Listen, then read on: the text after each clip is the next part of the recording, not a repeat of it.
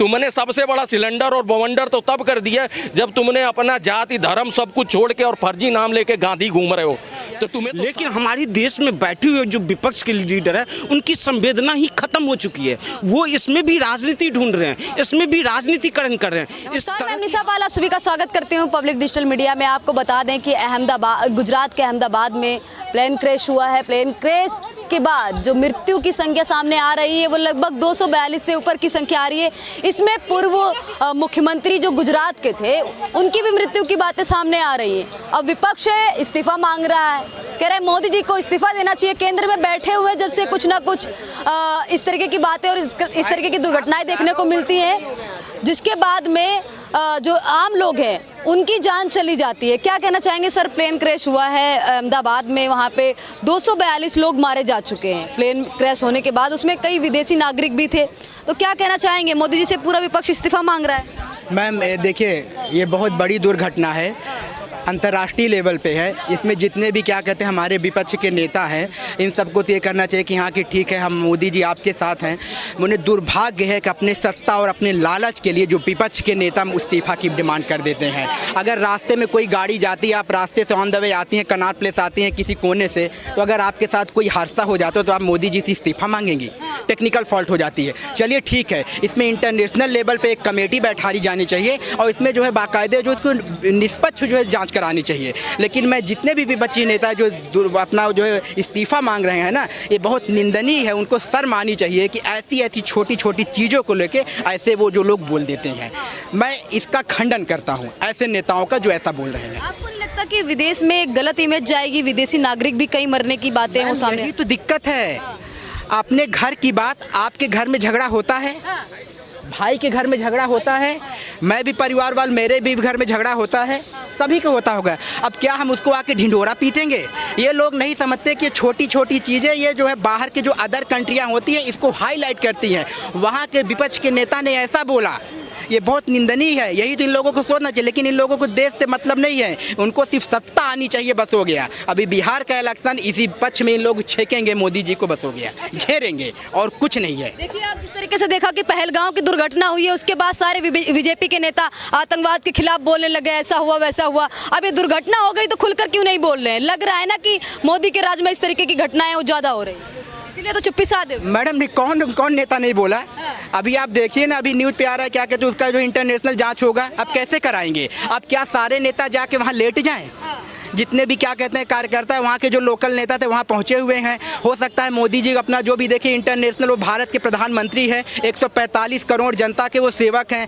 हो सकता है किस रीजन से टाइम निकाल के कैसे भी करके जाएंगे, उसमें तो विपक्ष पर चल रही है। लेकिन ये लोग कैसे कि सारे नेता जहाँ के वहाँ जाए लेट जाएँ? बताइए तो कैसे बात बनेगी? वो देश में है, अगर यहाँ पे लोग ना गए हों, लोकल नेता ना गए हो, तो समझ में आता है कि ये चलिए गलत बात है। लेकिन इन लोगों का काम यही है ना कि क्या कहते हैं कैसे भी करके ख़त्म करना है, बस हो गया मोदी को। इन्होंने इंडिया अलायंस कर लिया, सारे जो है लोकल पार्टियां आ गई। ये लोग ना सिर्फ क्या करना चाहते हैं, कैसे भी करके प्रधानमंत्री को जो आज विश्व में चौथे नंबर पर अपना आ गया है ना, इस साला चौथे नंबर पर आ गया कैसे? जो 11वीं 12वीं 15वीं 20वीं में था उसी में फिर पहुँच जाए। इन लोगों की थॉट ये है, बस हो गया। मैम जिन लोगों की मृत्यु हुई है इस दुर्घटना में, उनके लिए क्या कहना चाहेंगे? मैम देखिए, ये देश के प्रधानमंत्री माननीय मोदी जी हैं, उनको करना चाहिए कि हाँ कि ऐसी देखिए हम किसी की जान तो नहीं बचा सकते, किसी भी कारण से हम कैसे भी करके जान तो नहीं बचा सकते। लेकिन इस पर संवेदनाशील जितने भी वहाँ के हैं कि उनके भगवान से प्रार्थना करता हूँ कि उन सबको जो है भगवान आत्मा को शांति दे। वो चाहे भारत के हों, शायद कहीं बाहर जा रहा था वो प्लेन, विदेश जा रहा था, ये बहुत लंदन जा रहा था, ये बहुत निंदनीय घटना है। उसमें भारत के भी होंगे, लंदन के भी लोग, काफ़ी सारे लोग हैं।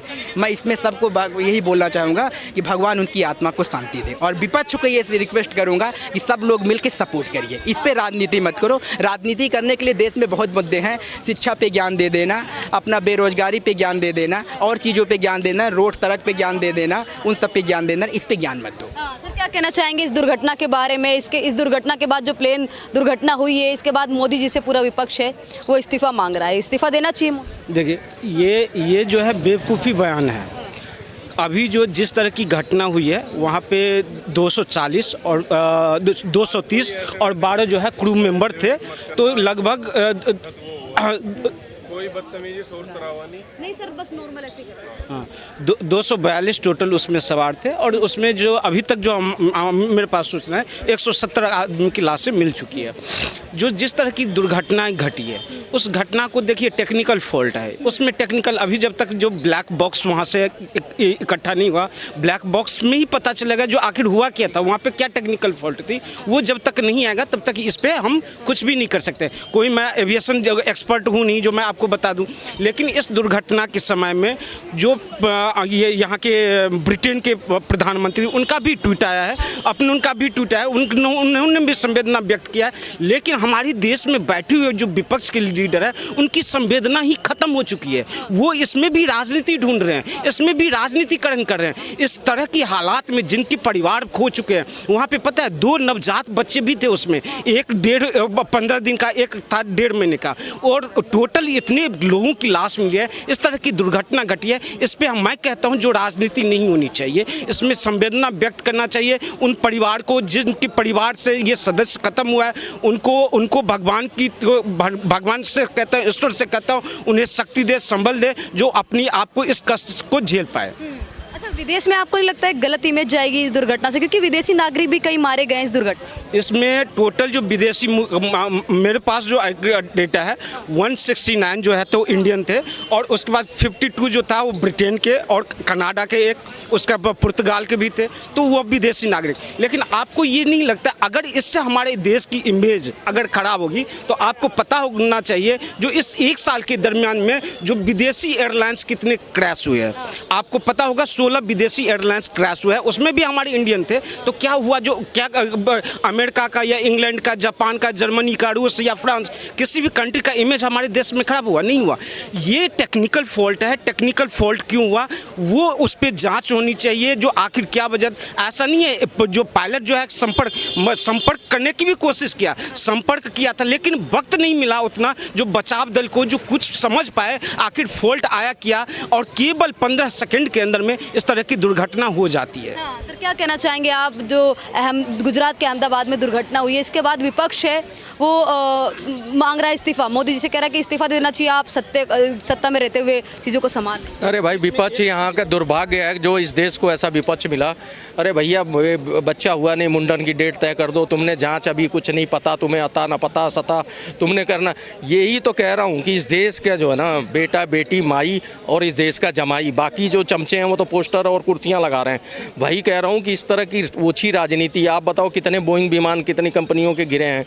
वहाँ का विपक्ष अगर उनकी इस तरह की राजनीति करता तो आज बोइंग कंपनियाँ लुप्त हो गई होती, क्योंकि देश की अर्थव्यवस्था, मान लो उसमें जो भी फॉल्ट होगा, जो जांच के विषय है, जांच में निकल के इंतजार तो कर लो। लेकिन भाई इस समय इनके पास मुद्दा विहीन लोग हैं, इनके पास मुद्दा तो है नहीं, ले दे के कहीं से कुछ भी अचानक आ जाता, उल जलूल फेंक देते हैं। इन्हें लगता है इसी में 4 लोग चर्चा कर लें, किसी तरह हमें जान जाए। क्योंकि विपक्ष की जो इस समय कार्य स्थिति है वो देख के इतना ज़्यादा घृणा हो रही है यहाँ की जनता को।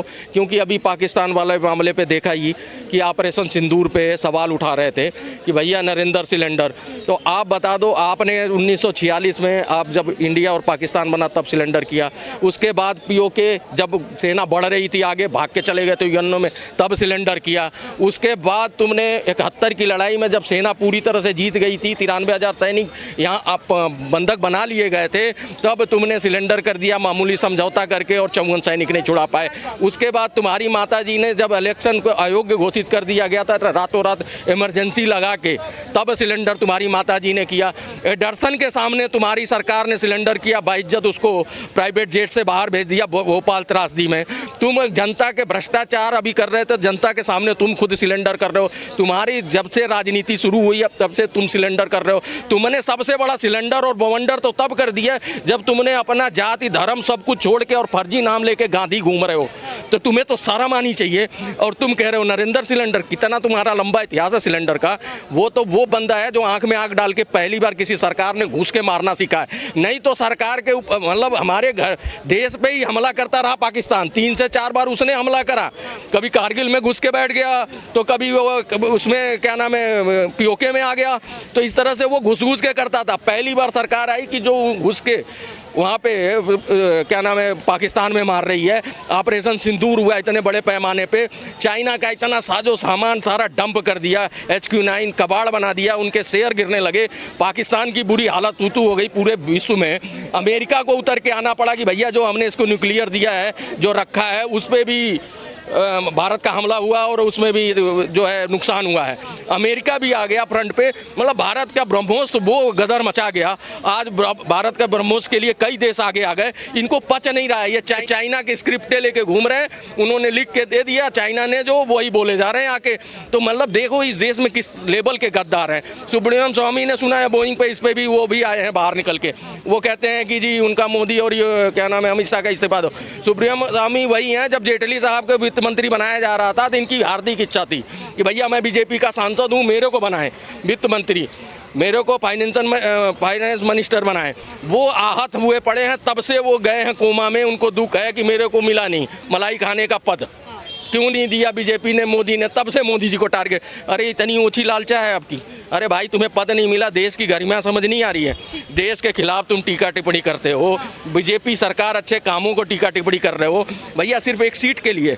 देख रही है जनता आपको भी, कभी नहीं आने देगी। अब कहीं इलेक्शन लड़के तो दिखाओ, जीतने भी नहीं देंगे। आते हो सर, आपके पास में आते, क्या कहना चाहते हैं? मैं ये कहना चाहता, देखिए जब एरोप्लेन जब टेक ऑफ होता है तो उसमें उसकी पूरी जांच की जाती है। जो टेक ऑफ करने से पहले जो जांच होती है वो जांच आपको नहीं लगता जो जांच नहीं किया गया होगा, जांच किया गया होगा। असिस्टेंट जो है पायलट दिया जाता है, 2 इंजन होते हैं, सारी चीज़ों की जाँच होने के बाद भी अगर हुआ है तो क्यों हुआ है उसकी जाँच की विषय है। ये इंदिरा गांधी नहीं है, इस बात को समझिए। क्या इंदिरा गांधी जब ये संजय गांधी का जो प्लेन क्रैश में मृत्यु हो गया तो उसमें जो है क्या कहते हैं वो इंदिरा गांधी ने अपने बेटे जो पायलट था वो उड़ान जब भर रहा था तब उसको जो प्राइमरी जो इन्वेस्टिगेशन होता है एरोप्लेन का वो भी नहीं करने दी थी इंदिरा गांधी। उसके बाद उसमें ना असिस्टेंट पायलट दिया गया था और प्लेन क्रैश हो जाता है, संजय गांधी उसमें ये सफदरजंग एयरपोर्ट पे वहाँ पे उनकी हत्या हो जाती। वो हत्या नहीं थे, वो प्लेन क्रैश नहीं थे, हत्या करवाई थी इंदिरा गांधी ने। अब उस पर सवाल नहीं पूछा जाएगा, लेकिन यहाँ पे जो संवेदना की जब बात होती है तब ये राहुल गांधी इस पे भी राजनीति करने लगते हैं, ये विपक्षी पार्टी। इसलिए मैं राहुल गांधी के बारे में कहना चाहता हूँ आपको, देखिए अगर बुद्धि आपका अच्छा हो तो चाहे बेच के भी आप इस देश के प्रधानमंत्री बन सकते हैं। अगर बुद्धिहीन हो तो एक ही परिवार में 3 प्रधानमंत्री और 3 धर्म का DNA होने के बावजूद भी आप पप्पू के पप्पू ही रह जाते हो। तो ये थी जनता की राय। आप अपनी राय हमें कमेंट बॉक्स में बता सकते हैं। ऐसी ही वीडियो देखने के लिए चैनल को लाइक करें, सब्सक्राइब करें, शेयर करें। धन्यवाद।